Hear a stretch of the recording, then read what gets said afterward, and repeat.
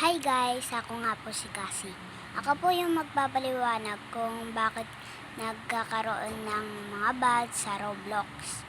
Kasi po, una po, kasi bago pa lang hindi nagbaban yung Roblox, nag-ban na siya ng 10.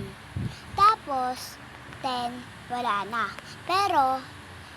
Pero sa akin, nakikita ko pa rin ang yung mga title ba ng mga Roblox. Pero nakikita nyo, nung nag-ban na yon, kaya nagkaroon ng ng mga violation doon sa Roblox, doon sa nakakatakot. Kaya doon sila nagpapaliwanag. Kasi una, yung 4NN1. Siya po yung unang namatay. At tapos yung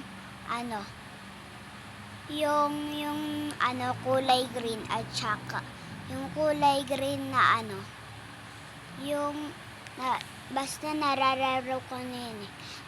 Kaso meron ako nag-aano sa inyo. Pero panoodin nyo lang dun sa namin. Kaya wag na kayong magrararo minsan-minsan ng Roblox. Araw-araw, isa basa, tulog uli, tapos hindi magrararo ng cellphone ng Roblox. Ha?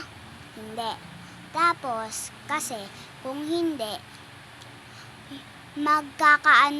magkakasakit. Tapos yung mata, mawawalan kayo ng mata. Kaya gaganon na kayo, hindi na kayo makakakita. Kasi pag ito natanggal ang mata nyo, wala na kayong mata. Kaya wag na kayo magrararo ng Roblox. Si Bakon, siya naman ang gumawa. At saka yung master ng Brookhaven din. At saka yung master din ng Roblox. Kung sino yung gumawa ng Roblox, at saka kanta, siya yung may gawa. Okay? Maliwanag na. Okay. Thank you ha.